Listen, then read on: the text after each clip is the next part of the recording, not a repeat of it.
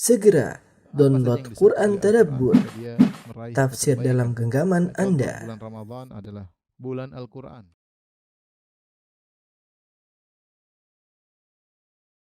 Bismillahirrahmanirrahim. Assalamualaikum warahmatullahi wabarakatuh. Alhamdulillahi ala ihsanihi wa syukru lahu ala taufiqihi wa amtinanihi. Asyhadu an la ilaha illallah wahdahu la syarika lahu ta'ziman li sya'ni wa asyhadu anna Muhammadan abduhu wa rasuluhu da'ila ridwani. Allahumma salli alaihi wa ala alihi wa ashabihi wa ikhwani. Para ibu-ibu yang dirahmati Allah Subhanahu wa taala, jamaah majelis taklim Al-Ittiba yang dirahmati Allah Subhanahu wa taala, kita lanjutkan bahasan kita tentang tafsir surat Al-Baqarah dan kita masuk pada ayat yang nomor 155. Allah Subhanahu wa taala berfirman, "Wa lanabluwannakum bi syai'in minal khaufi wal ju'i wa naqsin minas samarat wa naqsin minal amwali wal anfusi wath thamarat wa basyiris sabirin." Dan sungguh akan kami berikan cobaan kepadamu dengan sedikit ketakutan, kelaparan, kekurangan harta, wa naqsin minal amwali wal anfus, jiwa, was thamarat, dan juga buah-buahan, wa basyiris sabirin, dan berilah kabar gembira kepada orang-orang yang sabar. Alladzina idza asabatuhum musibatun qalu inna lillahi wa inna ilaihi raji'un. Itu orang-orang apabila ditimpa dengan musibah, apabila tertimpa musibah mereka mengatakan inna lillahi wa inna ilaihi raji'un, kita ini milik Allah dan kita akan kembali kepada Allah Subhanahu wa taala. Ulaika alaihim shalawatum mir rabbihim rahmah. Mereka itulah orang yang mendapatkan keberkahan yang sempurna dan juga rahmat dari Tuhan mereka. Wa ulaika humul muhtadun, dan mereka adalah orang-orang yang mendapat petunjuk. Ini adalah surat Al-Baqarah ayat 155 sampai 157. Insyaallah pada kesempatan kali ini kita akan bahas 3 ayat ini ya. Allah Subhanahu wa taala berfirman ya, "Wa lanabluwannakum" ya.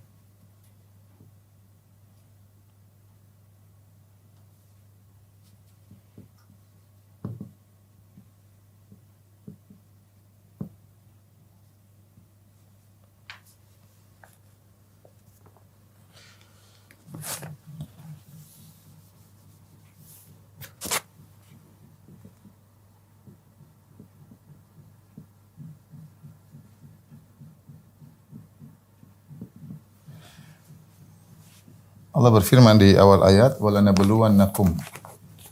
Walanabluwannakum yang artinya sungguh kami akan menguji kalian. Ya. Di sini ada lam taukid, ya, penekanan,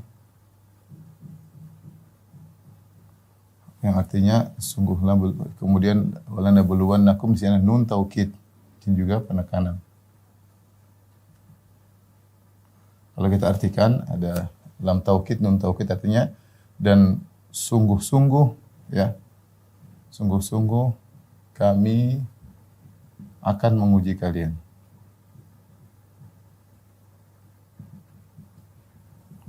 Apa bahan ujiannya? Bisyai'in, dengan sedikit.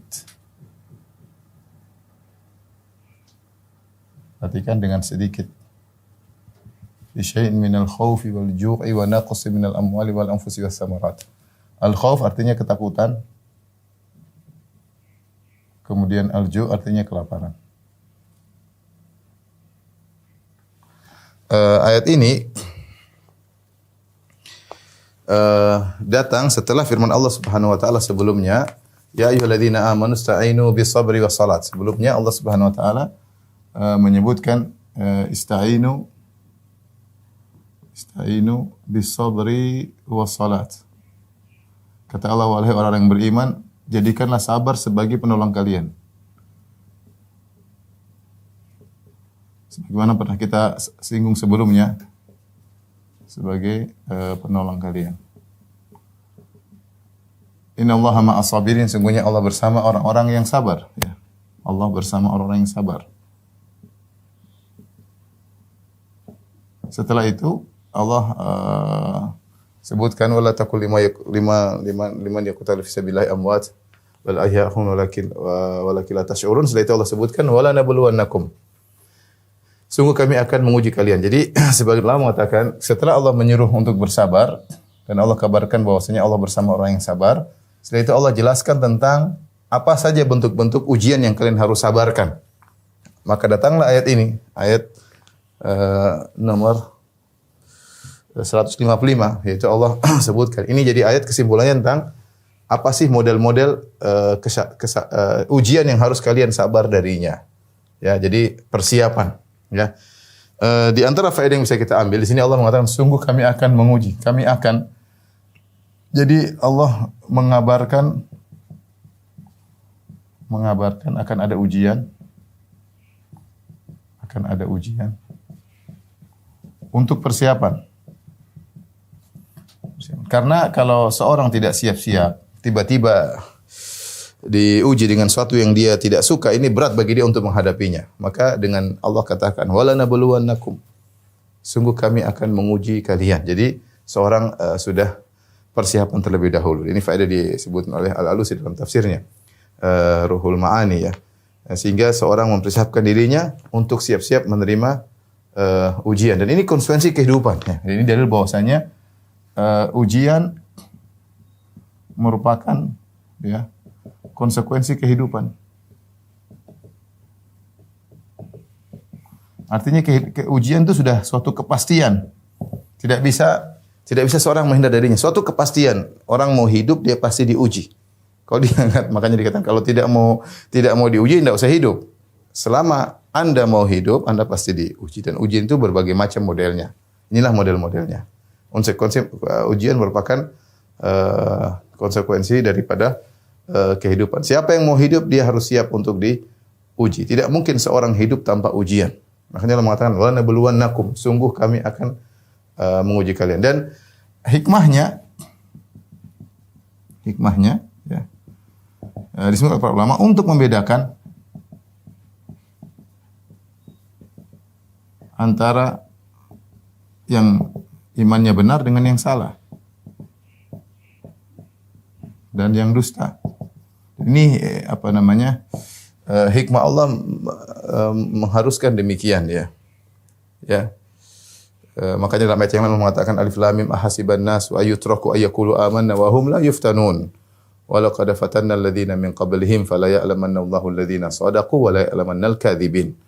Alif lam mim. Apakah manusia akan dibiarkan berkata kami telah beriman dan mereka tidak diuji? Sungguh kami telah menguji orang sebelum mereka agar Allah benar-benar tahu mana yang imannya benar dan mana imannya dusta. Jadi ujian itu merupakan konsekuensi daripada kehidupan dan tujuannya ada untuk membedakan mana yang imannya benar, mana imannya dusta. Jadi Allah akan menunjukkan akan ada ujian, maka persiapkanlah dirimu untuk menerima ujian tersebut. Kemudian kata Allah dengan sedikit, perhatikan. Ini banyak faedah. Apa faedah kata Allah dengan sedikit ini?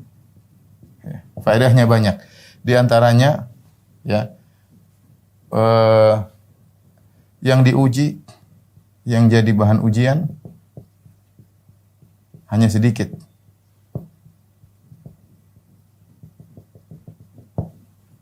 Artinya apa? Banyak perkara menyakitkan, perkara penderitaan yang Allah selamatkan kita darinya.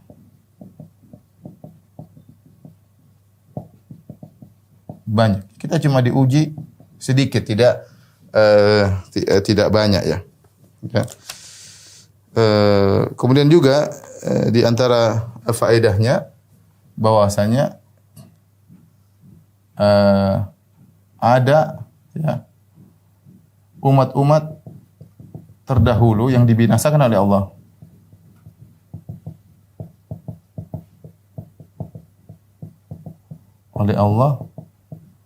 Dengan ujian, dengan musibah, lapar dan ketakutan. Ya. Allah mengatakan fa'adzaqahallahu libasal ju'i wal khaufi bima kanu yasnaun. Dalam ayat Allah menyebut tentang suatu umat yang Allah hukum, dihukum oleh Allah, ya. Tapi dengan ketakutan dan lapar yang banyak, bukan sedikit, yang banyak. Kalau ini adalah sedikit ya. Makanya Allah mengatakan fa'adzaqahallah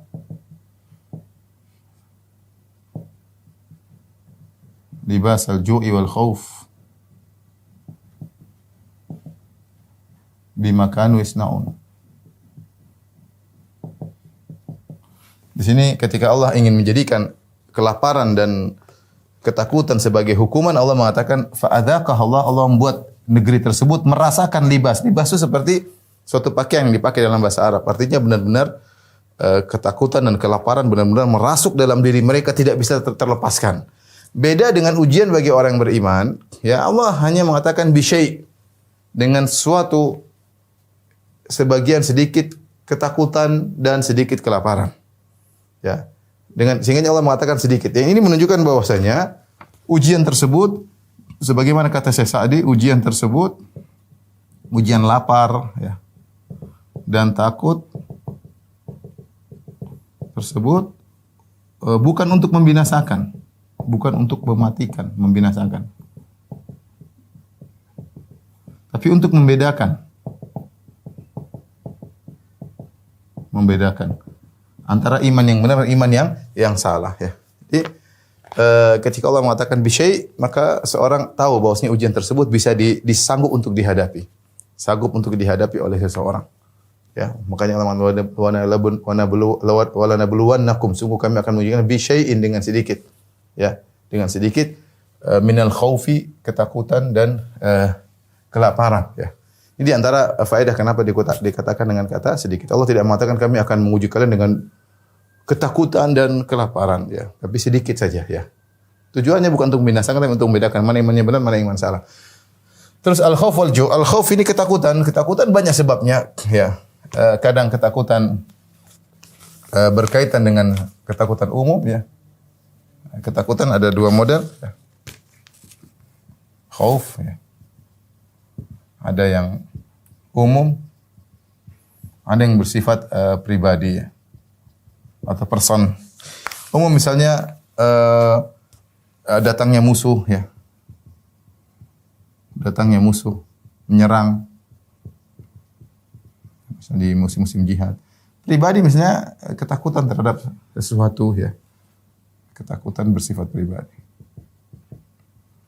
Person ya. Demi person ya. Secara umum tidak ada musuh, tapi si fulan takut kepada ini, takut ketakutan apapun, takut dengan penyakit, takut dengan dirampas hartanya, takut dengan dizolimi. Ketakutan umum di sini mencakup ketakutan apapun. Demikian juga kelaparan, al-ju', kelaparan.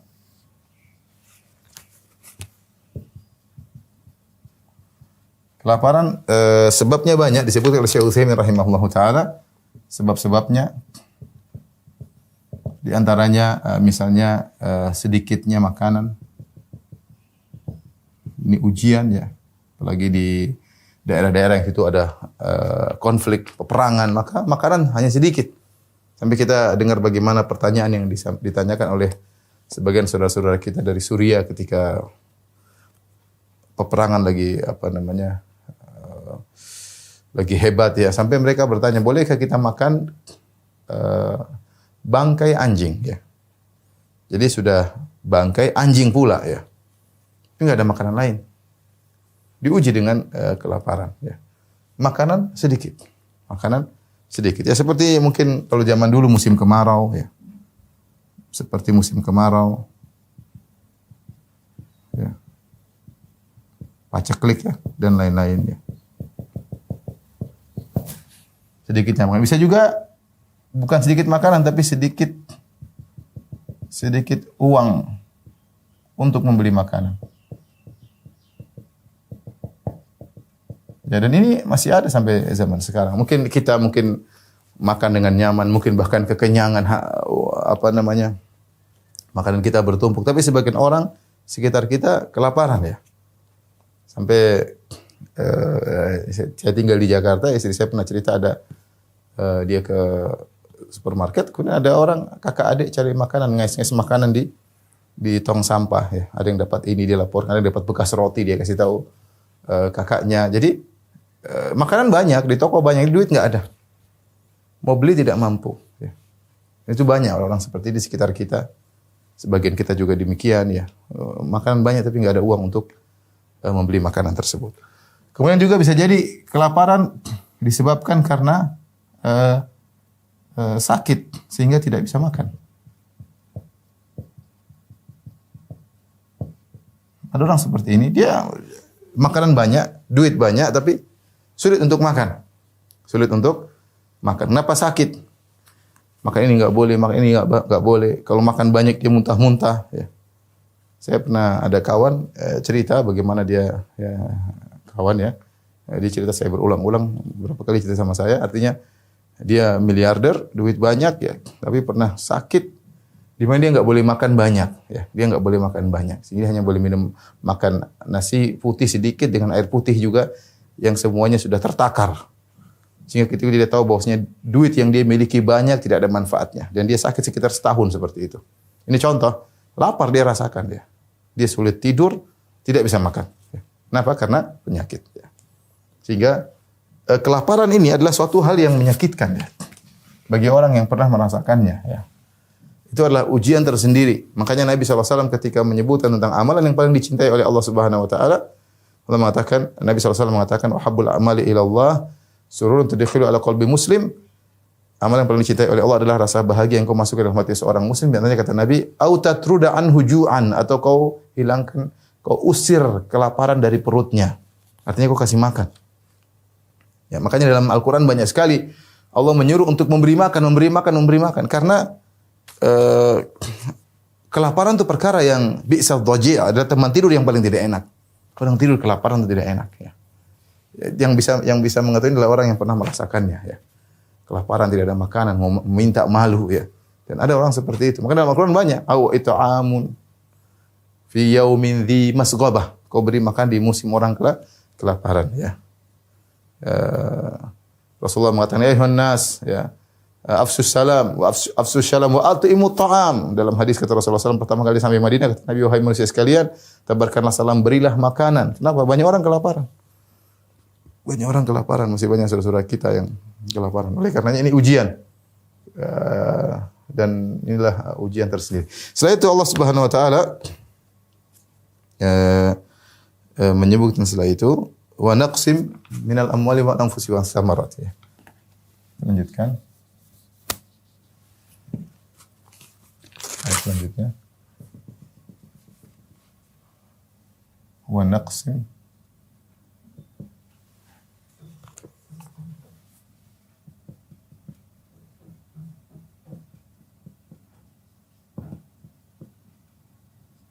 samarat. Selain al-khauf, Allah mengatakan juga bisyai, kemudian dengan kekurangan, ya, kekurangan. Ini artinya kekurangan.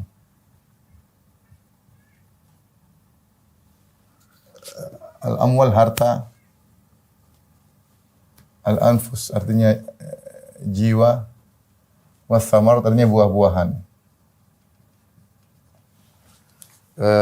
Inilah di antara ujian-ujian, ada ketakutan, ada kelaparan, ada kurangnya harta, kurangnya jiwa, kurangnya buah-buahan ya. Adapun yang dimaksud dengan kurangnya harta ya, naqsun, kekurangan ya. Ini artinya mencakup segala sebab kekurangan. Ya. Mencakup segala sebab kekurangan, sebab pengurangan. Banyak sebab pengurangan ya, seperti disebutkan ya. Contohnya misalnya musibah atau misalnya hama ya. Misalnya disebutkan juga misalnya tenggelam, misalnya ada saudara meninggal gara tenggelam, atau kemudian gara-gara sakit yang bisa membuat seorang meninggal dunia misalnya, atau misalnya dicuri ya, jadi berkurang harta, atau misalnya dirampok, para perampok misalnya, diambil oleh dengan paksa oleh penguasa yang zalim.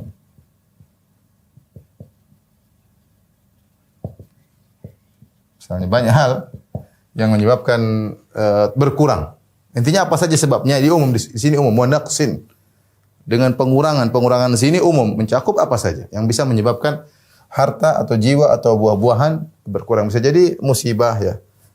Hama misalnya untuk berkaitan dengan buah-buahan, bisa tenggelam, bisa jadi terbakar, bisa jadi sakit, dicuri, dirampok, diambil, macam-macam hal yang menyebabkan harta bisa berkurang. Dan harta di sini juga mencakup umum ya, harta yang dimiliki, aset ya, kadang warisan yang dirampas ya, warisan yang tidak dibagikan, banyak hal ya. Ini ujian semuanya, ujian.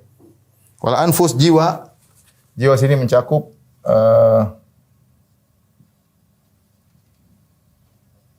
dua hal ya, mencakup pribadi atau orang-orang yang dicintai, bisa jadi diri sendiri atau orang-orang yang dicintai. Ini bisa berupa sakit atau cacat atau meninggal. Ini ujian ya. Berkurangnya jiwa bisa jadi kita sendiri yang sakit, bisa jadi cacat, bisa jadi ada penyakit menimpa diri atau menimpa orang lain. Allah memberi kekurangan pada jiwa yang tadinya jiwa segar menjadi jiwa sakit, menjadi jiwa lemah. Atau orang-orang kita cintai mengenai istri kita, mengenai anak kita, buah hati kita, mengenai orang tua kita, kawan kita, dan ini juga adalah ujian. Memang yang terkena orang lain, tapi kita yang ikut sedih, kita ikut menderita. Ini al-anfus, jiwa ya. Atau kawan-kawan, teman-teman kita kaum muslimin yang mungkin dibunuh, mereka jauh tapi kita ikut merasakan penderitaan tersebut. Was-samarat yaitu buah-buahan.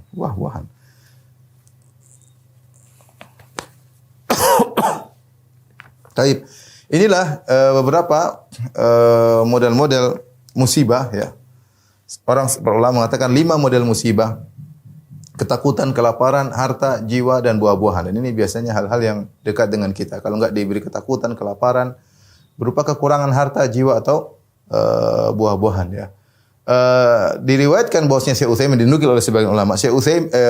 Al-Imam Syafi'i rahimahullahu taala, menyebutkan ujian-ujian ini pada perkara-perkara ibadah ya. Ada tafsiran sendiri dari Imam Syafi'i rahimahullahu taala ya.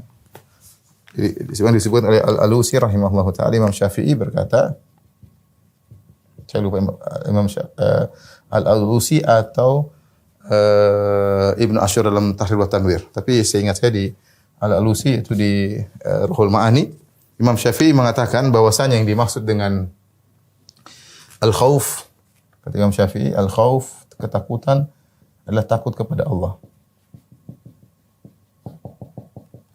Kemudian beliau berkata, al-ju', kelaparan, maksudnya kelaparan ketika puasa. Kelaparan di bulan Ramadan.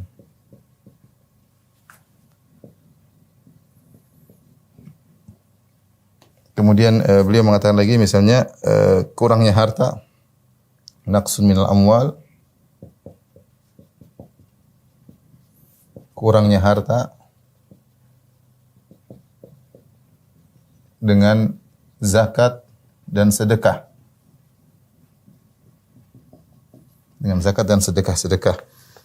Kemudian beliau berkata, al-anfus, jiwa, al-anfus. Jiwa yaitu sakit yang diderita. Seperti corona ya. Kalau zaman dulu sakit berupa misalnya taun ya. Samarat ya. Samarat artinya buah-buahan. Buah-buahan. Kata Imam Syafi'i maksudnya buah jiwa. Maksudnya meninggalnya anak-anak. Meninggalnya orang yang dikasihi. Atau sakitnya orang yang dikasihi. Subhanallah. Kita orang tua kalau lihat anak kita sakit, Betapa berat kita melihat orang anak kita sakit ya. Kita istri kita apalagi anak-anak sakit, bagaimana mereka menangis menggendong anak tersebut sampai tidak tidur. Kita yang gelisah luar biasa. Bagaimana kalau meninggal ya? Ujian yang sangat berat. Makanya orang yang sabar ketika anaknya meninggal luar biasa. Ketika Allah pernah menguji seorang hamba dengan meninggal, mewafatkan anaknya, maka Allah bertanya kepada para malaikat, aqabattum ya samarata fuadihi ya. Apakah kalian wahai para malaikat telah mencabut nyawa buah hati hambaku tersebut? Kata para malaikat, iya ya Allah. Madza qala abdi? Allah berkata kepada para malaikat, Allah tahu tapi Allah ingin nampakkan kemuliaan sang hamba. Apa yang dikatakan oleh sang hambaku ketika kalian mengambil buah hatinya? Maka kata malaikat istarja ya. Hamidaka wastarja. Dia memuji engkau dan mengatakan inillahi wa inna ilaihi raji'un. Ya, luar biasa. Maka kata Allah Subhanahu wa taala, "Ubnu li 'abdi baitan wa sammuhu baital hamdi." Ya, bangunkan bagi hambaku sebuah istana di surga dan namakan istana tersebut dengan istana pujian. Kenapa? Karena diuji dengan wafatnya sang anaknya, buah hatinya, namun dia bisa bersabar. Ini Imam Syafi'i ingin menjelaskan lebih detail bahwasanya ujian yang Allah berikan terkadang bukan perkara duniawi saja, terkadang juga masalah ibadah ya. Al-khauf, takut kepada Allah, ujian. Seorang harus takut kepada Allah Subhanahu wa taala, takut diberi adab, takut dihukum, takut dicabut kenikmatan. Ini juga adalah ujian, ini bernilai ibadah, Contoh kelaparan di bulan Ramadan. Menurut Imam Syafi'i ini juga masuk dalam ayat ini. Al-ju', kelaparan di bulan Ramadan. Kita mungkin tidak lapar di bulan Ramadan, lapar sedikit, tapi bayangkan kalau kita tinggal misalnya di kota Madinah yang terkadang musim panas sampai 45 derajat, 47 derajat. Ya, luar biasa, apalagi kalau harus beraktivitas, lapar luar biasa. Apalagi kita ada orang miskin yang terkadang tidak sempat sahur hanya dengan beberapa butir korma, sahur dengan seteguk air putih. Bagaimana kelaparan yang mereka rasakan? Inilah ujian. Kurangnya harta dengan zakat dan sedekah juga ujian. Seorang bayar zakat, dia harusnya lapang dada, tapi terkadang ada pertentangan dalam dirinya, dia keluarkan zakat, tapi itu ujian berat bagi dia, tapi itu berpahala di sisi Allah. Demikian juga sedekah. Sedekah perlu perjuangan ya. Memberi sedekah yang sunnah ya, ini juga ujian dari Allah Subhanahu wa taala. Al-anfus, Imam Syafi'i menafsirkan dengan sakit yang diderita jiwa. Seorang sakit itu ujian. Kemudian as-samarat, buah-buahan ya, diartikan dengan buah jiwa atau buah hati, yaitu anak, berkaitan dengan anak ya, atau orang dicintai. Anak, istri, ya, kawan dekat, ya, musibah yang mendekati, yang mengenai orang-orang terdekat. Menurut Imam Syafi'i juga merupakan bagian daripada ujian. Inilah model-model ujian yang disinggung dalam ayat ini, yaitu ayat surat Al-Baqarah 55. Insyaallah di sini kita lanjutkan.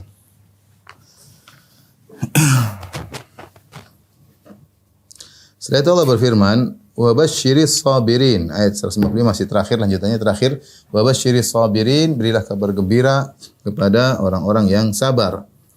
Siapakah orang sabar tersebut yang justru diberi kabar gembira ketika mendapatkan musibah? Kata Allah Subhanahu wa taala, alladzina idza asabatuhum musibah, yaitu orang-orang tatkala tertimpa musibah, qalu inna lillahi wa inna ilaihi raji'un. Mereka berkata, sungguhnya kita ini milik Allah dan sungguhnya kepada Allah lah kita akan kembali. Ulaika alaihim salawatu min rabbihim wa rahmah. Mereka itu orang yang mendapatkan salawat dari Allah Subhanahu wa taala wa rahmah, dan mendapatkan rahmat dari Allah Subhanahu wa taala, wa ulaika humul muhtadun. Dan mereka adalah orang-orang yang mendapat petunjuk.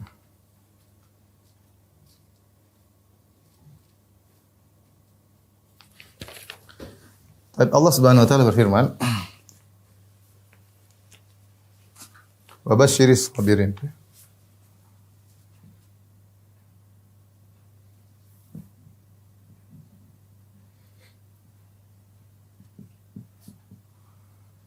Dan berilah kabar gembira kepada orang-orang yang bersabar.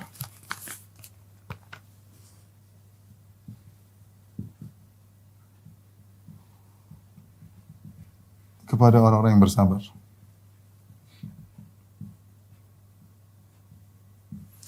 Sabar ada beberapa tingkatan. Sikap manusia menghadapi orang yang bersabar ya.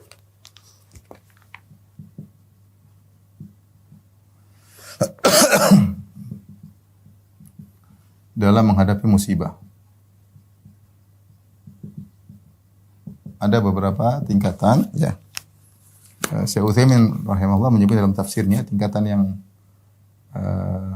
paling rendah adalah al-jaza ya. Al-jaza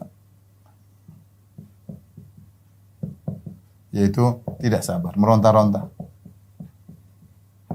Meronta-ronta. Teriak-teriak, protes dan lain-lainnya. Namanya al-jaza dan yaitu tindakan-tindakan yang menunjukkan ketidaksabaran. Tindakan dan ucapan atau ucapan yang menunjukkan tidak terima. Terkadang seorang tidak menerima bisa dengan ucapan, kenapa Allah menguji saya? Kenapa harus begini? Itu namanya ucapan. Ada tindakan-tindakan seperti merobek-robek baju, melempar-lempar, itu juga dia tidak ngomong, tapi tindakannya menunjukkan dia tidak sabar.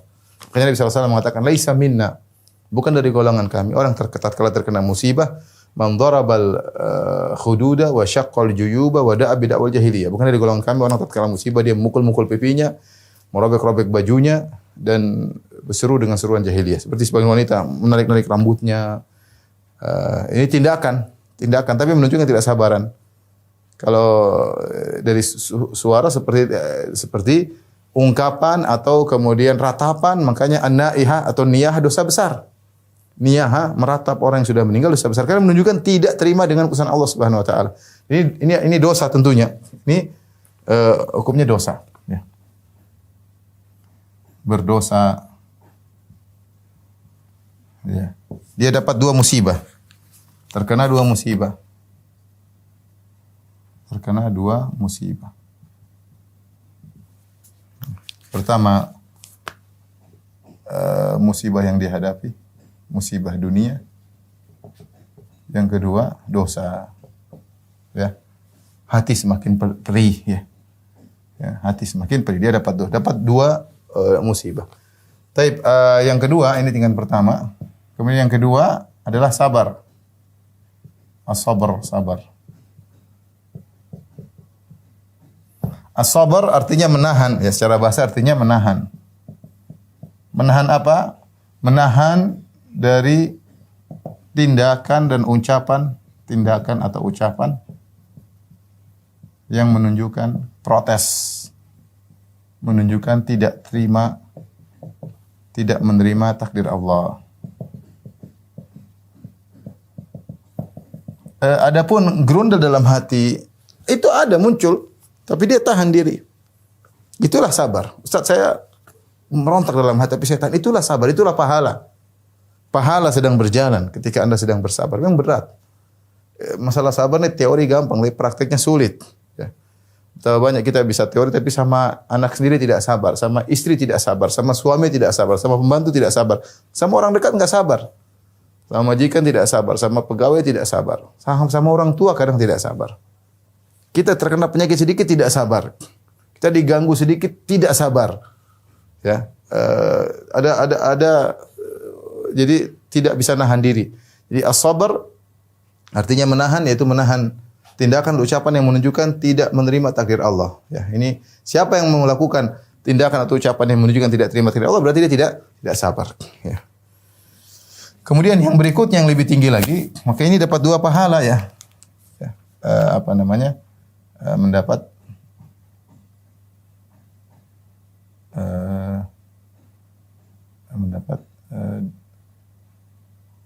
pahala ya. Mendapat pahala dunia maupun di dunia dapat dengan penderitaannya semakin ringan karena dia bersabar ya.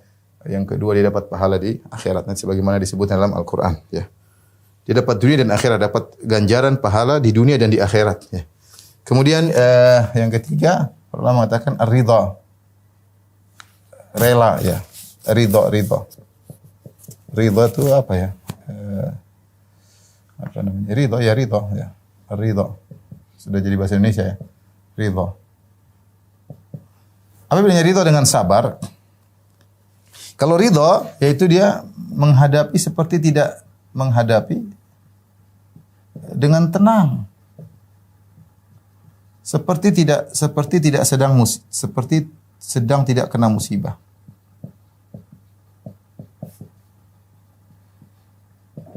Ya, ini hukumnya, kalau ini hukumnya wajib ya.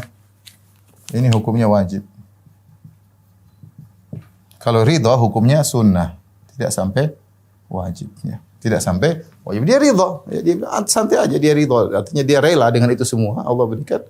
Kalau sabar tuh masih ada gerundel, kalau ridha enggak, dia santai aja. Santai aja, orang seperti ini ada.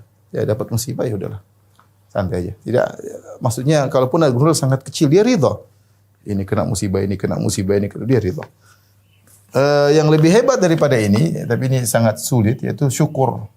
Bersyukur. Mensyukuri musibah. Ini berat ya. Maka ini untuk mensyukuri ini apa namanya? Derajat tertinggi. Tentu ini penuh dengan harus ada apa bedanya syukur dengan ridha? Kalau dia bersyukur, dia tidak berharap musibahnya dihilangkan.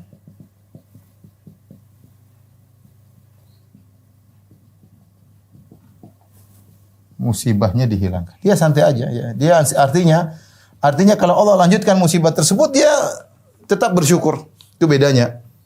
Kalau ridha seperti tidak terkena musibah, kalau syukur seakan-akan dia tidak berharap. Biar aja musibah jalan terusnya. Ya, sebagian orang, seperti saya cerita, saya pernah ketemu dengan seorang, dia hajian sama saya, ginjalnya rusak dan dia setiap berapa jam sekali dia harus mencuci ginjal secara manual, ada selang masuk sini, selang keluar, kemudian dibiarkan ya berapa. Dia bilang sama saya, Ustaz, saya kalau boleh nggak saya berharap saya begini terus ya, karena kenapa ya, saya berharap tidak sembuh. Kenapa? Setelah saya terkena penyakit ini, saya selalu ingat Allah. Kalau saya lagi ini, saya zikir, saya apa, dia merasa bersyukur dengan hal tersebut. Ya, ada orang seperti itu. Terkena musibah dia bersyukur, ya Allah, kalau saya tidak terkena musibah, mungkin saya begini. Alhamdulillah Allah ke saya musibah. Seandainya tidak, ini ada orang seperti itu. Tapi ini berat ya. Kita minimal kita sampai sabar. Itu udah wajib, udah dapat pahala. Gerundel kita dapat pahala. Ya, tapi ada orang yang subhanallah santai aja, dia kena musibah santai. Ada yang bersyukur kepada Allah. Ini semuanya. Kalau yang ini haram, ya ini semua dianjurkan. Atau diwajibkan dan dianjurkan ya. Wa basyiris sabirin, berilah kabar gembira kepada orang-orang yang bersabar. Siapakah orang bersabar tersebut? Ayat 156 Allah berfirman, alladzina idza asabathum musibah qalu inna lillahi wa inna ilaihi raji'un. Nah, kita ingin tahu siapa orang bersabar. Yaitu orang-orang ketika terkena musibah. Orang-orang yang ketika, perhatikan sini, ketika terkena musibah,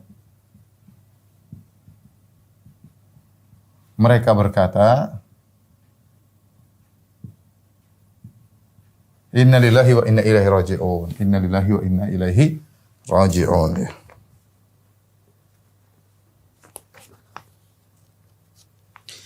Perhatikan di sini, ternyata kata Al-Alusi rahimahullah, alladzina idza asabathum. Sini kata ketika menunjukkan bahwasanya pahala atau ganjaran mereka langsung dapatkan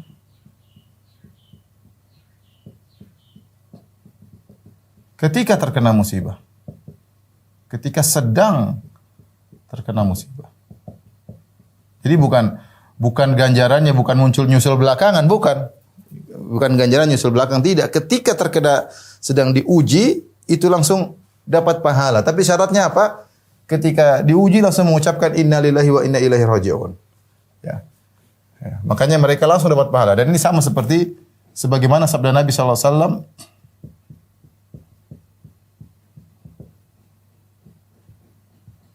innamas sabru inda as-sadamatul ula. Kesabaran itu yang sesungguhnya ketika pertama kali terkena, ketika pertama kali atau awal kali terkena. Awal kali hantaman. Bukan belakangan tapi awal. Orang yang inilah yang dipuji oleh Allah. Bukan yang sabar belakangan, ngamuk-ngamuk dulu sabar belakangan. Bukan, itu bukan yang dimaksud. Jadi, wa basyiris sabirin, berilah kabar gembira. Ini spesial khusus. Siapa orang tersebut yang dipuji oleh Allah yang dapatkan keistimewaan, yaitu yang mereka bersabar ketika pertama kali hantaman. Alladzina idza asabatum musibah, mereka langsung berkata, inna lillahi wa inna ilaihi raji'un. Sungguhnya kami ini milik Allah dan kepada Allah kami akan kembali. Ini namanya kalimat al-istirja. Ini namanya kalimat al-istirja. Kalau dalam istirja.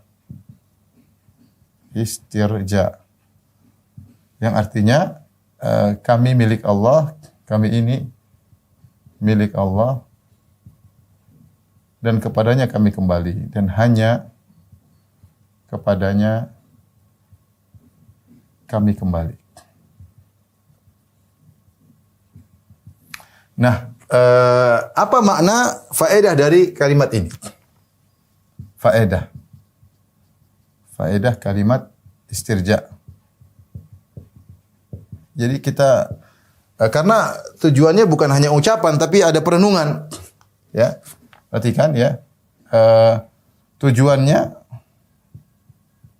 bukan hanya ucapan. Hanya diucapkan. Tapi direnungkan. Tapi dimasukkan hati ucapan ini ya. Kami ini milik Allah, perhatikan. Kami ini milik Allah dan kami akan kembali kepada Allah Subhanahu wa taala. Untuk mengingatkan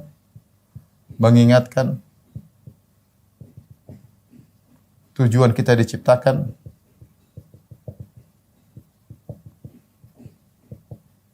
ya, adalah untuk kembali kepada Allah. Kepada Allah ya, mempertanggungjawabkan amalan.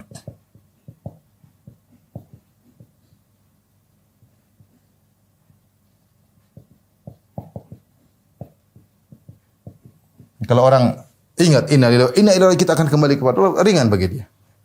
Subhanallah, inilah tujuan kita. Kita diciptakan bahwasanya kita akan meninggalkan dunia ini, dunia hanya sementara dan kita akan kembali kepada Allah untuk pertanggungjawaban seluruh amalan yang perbuatan kita lakukan. Dengan ini menjadikan kita ringan. Jadikan kita ringan. Kemudian di antara fungsi kalimat ini mengingatkan bahwa pahala, bahwa ganjaran di sisi Allah jauh lebih besar, berlipat ganda daripada yang Allah ambil dari kita di dunia.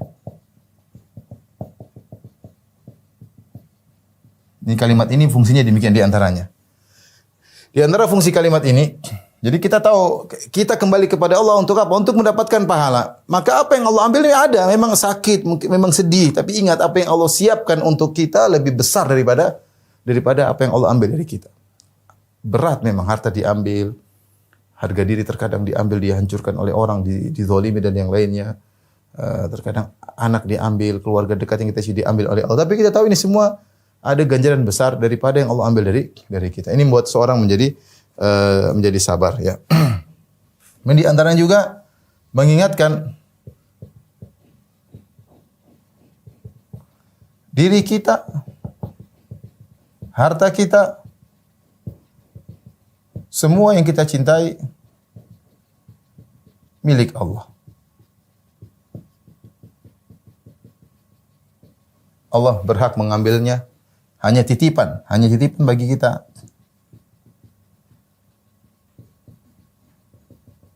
Sehingga tidak lupa diri, kita tahu itu milik Allah. Allah yang ciptakan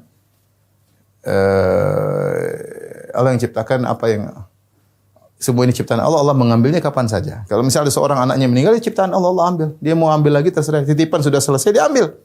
Harta yang Allah berikan kepada kita ini teori, tapi prakteknya sangat berat ya. Harta yang Allah berikan kepada kita titipan dari Allah. Kapan Allah mau ambil lagi terserah Allah Subhanahu wa taala. Ya. Makanya ketika ada cucu Nabi SAW sakit, maka Nabi sampaikan kepada dia, inna lillahi ma akhadh wa lahu ma a'ta. Ya. Allah, apa yang Allah ambil itu milik Allah dan apa yang Allah berikan juga milik Allah. Jadi semua adalah milik Allah Subhanahu wa taala. Dan ini menjadikan seorang untuk husnul dzan dan kemudian lebih sabar dan yakin di balik ini semua ada hikmah.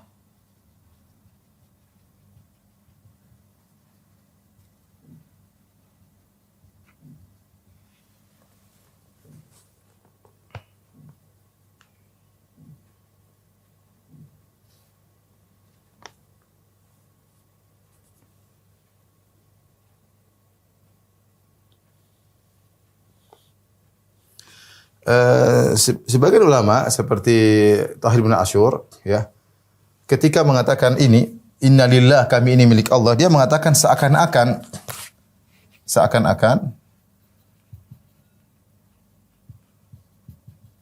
hamba yang terkena musibah diingatkan, terkena musibah sedang bisa jadi lupa, maka diingatkan. Karena kita ini manusia, kalau sudah punya seakan-akan milik kita murni. Ketika diambil baru kita ingat ternyata milik Allah Subhanahu wa taala. Maka segera kita ingatkan diri kita dengan mengatakan innalillah wa inna ilaihi raji'un. Inna lillahi wa inna ilaihi raji'un ya. Sehingga hal ini menguatkan diri kita. Ada lagi tambahan, inilah namanya kalimat istirja. Dalam hadis juga plus disuruh untuk tambahan mengucapkan apa? Tambahan mengucapkan Allahumma ajurni fi musibati wa akhlif li khairan minha. Ini dianjurkan juga selain kita mengucapkan la ilaha illallah rajiun, kita mengucapkan ini Allahumma ajurni fi musibati wa akhlif li khairan minha. Ya Allah, berilah ganjaran padaku ya, pada musibahku ini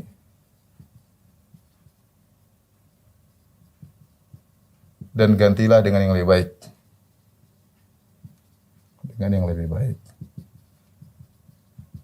Ini diucapkan oleh Ummu Salamah. Ummu Salamah ketika suaminya Abu Salamah yang sangat saleh, yang sangat dia cintai, dia tidak mengetahui ada suami yang lebih baik daripada Abu Salamah. Ketika meninggal dia mengucapkan kalimat ini.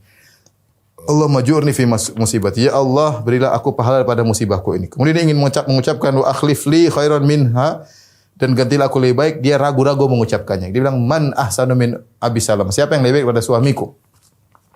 Dia mengucapkan ya Allah berikan lebih baik daripada suamiku. Dia ragu. Akhirnya dia ucapkan karena ini sunnah Nabi. Dan doa ini diajarkan oleh Nabi lewat suaminya ngajar pada dia. Akhirnya mengucapkan, Ummu Salamah mengatakan wa akhlif li khairan minha, ya Allah berikan aku ganti lebih baik. Ternyata Allah beri ganti lebih baik, yaitu Nabi Muhammad SAW menjadi suaminya yang tentu lebih baik daripada Abu Salamah. Kemudian tambahan lagi selain kalimat istirja, tambahan lagi bilang alhamdulillahi ala kulli hal. Segala puji bagi Allah dalam segala kondisi.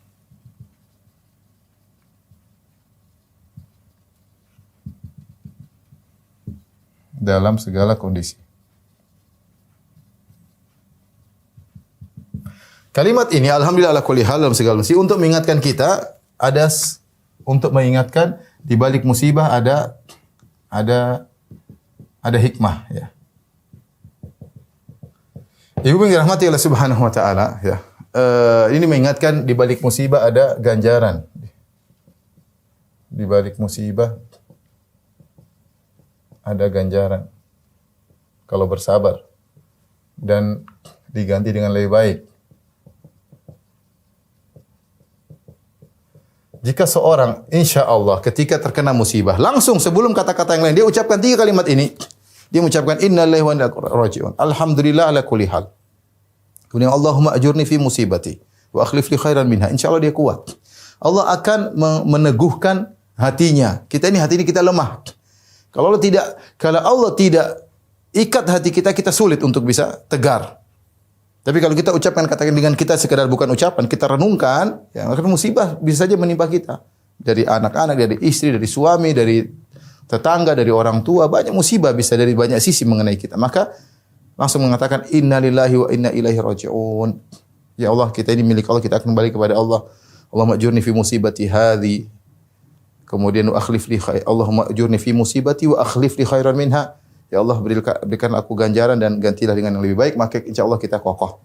Makanya ketika orang ingat Allah, hatinya menjadi kokoh. Seperti ketika ibunya Nabi Musa, ketika Nabi Musa dia lepaskan di sungai Nil, kemudian diambil oleh Fir'aun, dia gelisah. Ya. Fasba'a fu'adu ummi Musa farigha in kadat latubdi bihi walaula an rabatana ala qalbiha litakuna minal mu'minin.